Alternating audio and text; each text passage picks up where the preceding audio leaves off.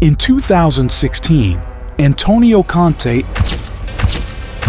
ignited a revolution.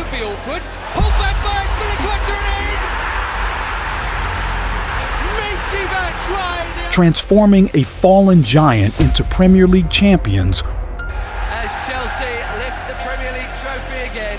With one daring tactical shift. Now, years later, the echoes of that audacious system are rumbling through Old Trafford. Can Ruben Amorim, with his own fiercely disciplined 3-4-3, repeat history? Or is the Premier League destined for another year of Red Devil despair?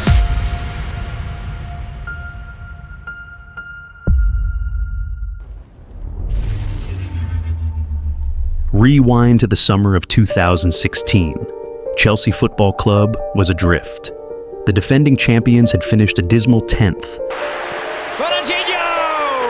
Lallana let it run. Benteke, there might be something here as well.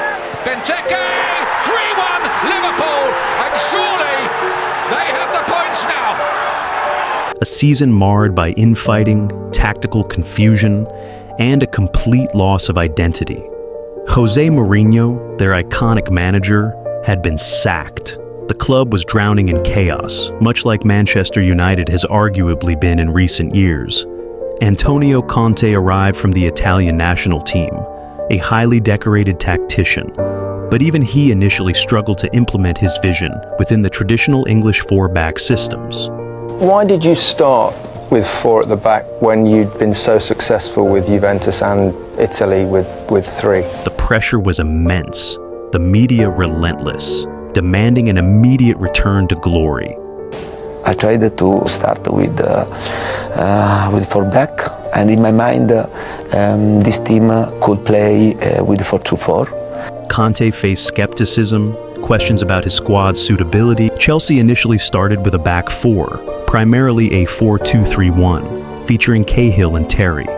This exposed their defensive frailties, particularly in wide areas, and struggled to get the best out of their attacking talent like Eden Hazard. The fullbacks were often isolated, and the midfield lacked control, leaving too much space between the lines. Their wingers were forced to track back excessively, blunting their offensive threat. This conventional setup wasn't unlocking the potential of a talented but underperforming squad. Conte needed a paradigm shift, a tactical framework that offered both defensive solidity and attacking freedom, forcing opponents to adapt to him, rather than the other way around. He saw the players he had, particularly the defensive midfielders and wide attackers, and envisioned a structure that could instantly turn weaknesses into strengths, a formation rarely seen in the modern Premier League. And so, after a humbling defeat, Antonio Conte made the boldest move of his career, a tactical gamble that would rewrite Chelsea's history and send shockwaves through English football. But what exactly was this revolutionary system? And how did it conquer the Premier League?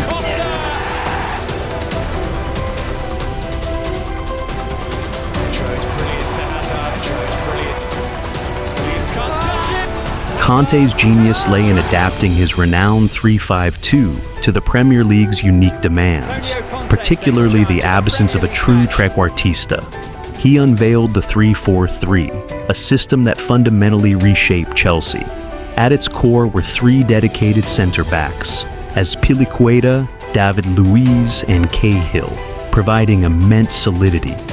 Azpilicueta, a natural fullback, excelled as a right center-back, offering defensive intelligence and distribution. This back three eliminated the need for a conventional fullbacks, allowing the wingbacks, Victor Moses and Marcos Alonso, to become pivotal. They had the energy and freedom to dominate the entire flank, contributing equally in attack and defense. This created numerical superiority in wide areas, both when attacking and defending. The brilliance of Conte's 3-4-3 was its inherent balance and flexibility. In defense, it shifted to a rigid 5-4-1, creating a compact block that was incredibly difficult to break down. The wingbacks tracked back, forming a solid five-man defense, while the central midfielders, Conte and Matic, screened relentlessly. This forced opponents wide, where the wingbacks and outside center-backs could press aggressively. In attack, it transformed into a fluid 3-2-5 or even a 3-4-3 with the wingbacks pushing high, providing width and overloading the opposition's defense. Hazard and Pedro or Willian operating as inside forwards cut infield, drifting into dangerous pockets of space behind the lone striker, Diego Costa. They were freed from heavy defensive duties, able to focus solely on creating and scoring. The two central midfielders, Kante and Matic, anchored the side, providing tireless energy, ball winning, and simple yet effective distribution. This synergy made Chelsea almost unstoppable, as opponents struggled to counter the numerical advantages created in various zones of the pitch. The system was a perfect blend of Italian defensive structure and thrilling attacking verve. Conte's 3-4-3 wasn't just a formation, it was a philosophy, a culture of relentlessness that delivered immediate stunning success. But that was Chelsea. That was 2016. Can Ruben Amorim, now at Manchester United, possibly conjure such magic, facing a different era and an equally demanding fan base? Ruben Amorim's 3-4-3, forged at Sporting CP, shares the same numerical structure, but its DNA is fundamentally different from Conte's, where Conte's system was built on defensive solidity and counterpunching. Amorim's is built on suffocating aggression and relentless ball recovery. It's a 3-4-3 designed to dominate possession and territory. The crucial differences that make Amorim's system so demanding: the high press. Amorim demands a high, aggressive, man-oriented press. This is the first layer of defense. The entire system is built to win the ball back instantly and vertically. This puts immense pressure on his front three and central midfielders. The extreme wing-backs. Amorim's wing-backs are essentially attackers. They patrol the entire flank, creating a five-man attack when in possession. If the high press is beaten, they are often caught high, leaving vast space in the channels. This demands not just stamina, but elite recovery pace from the wide center-backs. The midfield vulnerability. Amorim does not have a prime Conte. His midfield two, the heart of the system, are constantly asked to cover for the forward-surging wingbacks in the high press. If the central defenders are forced to step out, the central channel can be easily exploited by clever opposition, number 10s or deep-lying forwards. This system worked in the Portuguese league, where Sporting often enjoyed a vast gulf in quality and fitness over their rivals. But transplanting this highly demanding, high-risk system into the Premier League, where midfield battles are won by inches and mistakes are punished instantly, is the ultimate test of faith. With the new United players, the gamble is even greater. Amorim's commitment is clear. He removed players, Rashford, Højlund, Garnacho, who thrive on individual freedom, and replaced them with personnel suited to synchronization. Cunha, Sesko, and Mbeumo are not superstars. They are system players. They are the cogs in the Amorim machine. The new front three is designed for collective synchronization, not individual brilliance. Benjamin Sesko, a powerful strike presser and hold-up man.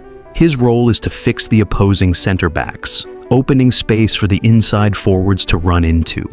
Matheus Cunha is the engine that drives the high press from the front, constantly harrying. He's the selfless link between midfield and attack, willing to drift wide or drop deep to create overloads. Bryan Mbeumo, with his intelligence and high work rate, is perfect for the inside forward role. But his ability to drop and seamlessly cover the right wingback position is the system's emergency valve. His versatility is key to the 3-4-3 stability. Yet, the biggest structural weakness is arguably the central midfield. Unlike Conte, who had Kante, Amorim must rely on a pairing, Manu, Casemiro, or a new signing.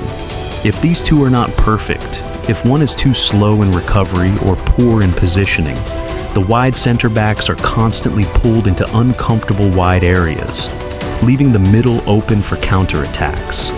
Early games show that against elite, patient opposition, this midfield 2 is the ticking time bomb in the Amorim system. The Premier League has a history of finding the weaknesses in novel formations. Conte's 3-4-3 was figured out. The weakness was simplicity and predictability. Amorim's 3-4-3 has a different, yet equally exploitable flaw: the space behind the wing-backs. Opposing managers are now designing their game plans to bypass the high press and launch immediate diagonal balls into those channels. Amorim has proven he is tactically stubborn. He will not deviate.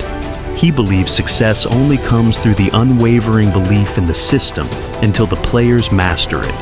But in the Premier League, mastery takes time, and results are needed now. If he cannot find a way to make subtle in-game adjustments, like bringing one wing-back deeper against a strong attacking fullback, that stubbornness will be branded as inflexibility. This is the knife edge he walks. Every defeat is another nail in the coffin of his dogma. Antonio Conte's 3-4-3 was a shockwave that reset the entire tactical landscape of the Premier League. It came, it conquered, and it was superseded. Amorim's 3-4-3 is a declaration of war against the league's orthodoxy, demanding a level of collective synchronization and physical output rarely sustained over a full 38-game campaign. He has built a system that, when flawless, can genuinely compete for the title. But when it fails, the structural failure is total and humiliating. Every successful team eventually has its tactical secrets revealed. The fate of Ruben Amorim and Manchester United rests entirely on the narrow 2-yard channel behind his aggressive wingbacks. If the new signings and the core midfield can hold their nerve, if they can maintain the relentless pace needed to sustain the high press, the 3-4-3 will rebuild this club into a dynasty. But if the opposition finds that weakness, if they break that high line and exploit the space, then the audacious tactics that rebuilt Sporting CP will not break the league. They will simply break United. The final whistle of the season will reveal the truth. Was Amorim the architect of a new era, or the manager whose reckless dogma cost him his job?